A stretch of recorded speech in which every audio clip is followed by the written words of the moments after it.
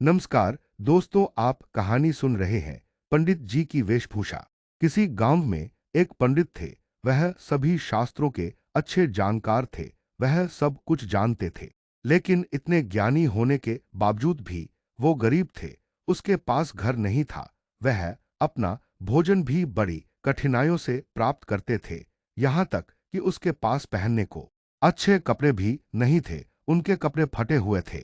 पंडित जी अपने भोजन के लिए भीख मंगाते थे। वह घर घर जाकर भीख मांगते, कृपया मुझे भिक्षा दो।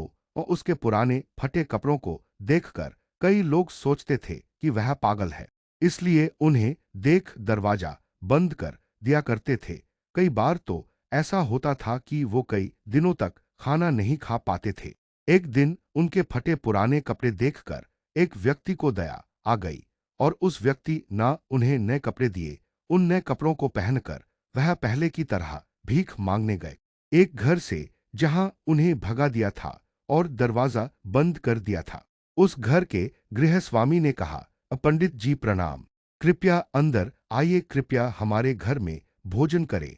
पूर्णविराम। इस प्रकार बड़े आदर के साथ वह पंडित को भोजन के लिए अंदर ले गया। पंडित जी खाना खाने बैठ गए। विभिन्न प्रकार के पकवान, मीठे भोजन और मीठे पदार्थ खाने के लिए परोसे गए। पहले पंडित जी ने प्रार्थना की, उसके बाद पंडित जी ने अपने हाथ से एक मिठाई ली और अपने नए कपड़े को खाने के लिए कहने लगे, खाओ खाओ। यह देखकर सभी घरवाले हैरान रह गए। वो समझ नहीं पा रहे थे कि पंडित जी ऐसा क्यों कर रहे हैं। उन्होंने पंडित जी से पूछा, पंडित जी, आप कपड़ों को खाना क्यों खिला रहे हो? कहानी सुनना एक अच्छी आदत है और आपकी रुचि में बहुत ही गहराई है। अगर अभी तक आपने चैनल को सब्सक्राइब नहीं किया है तो चैनल को सब्सक्राइब करें और कमेंट बॉक्स में कहानी कैसी लगी जरूर लिखें तो आगे बढ़ते हैं।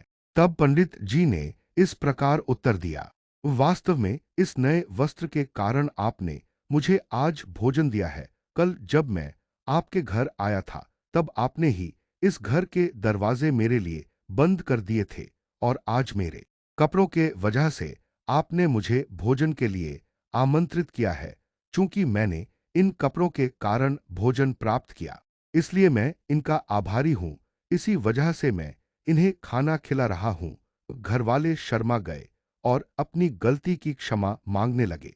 कहानी की शिक्षा, कभी भी किसी को उनकी वेशभूषा के हिसाब से नहीं आंकना चाहिए। कहानी समाप्त हुई। आपको यह कहानी कैसी लगी कमेंट बॉक्स में लिखकर जरूर बताएं। धन्यवाद।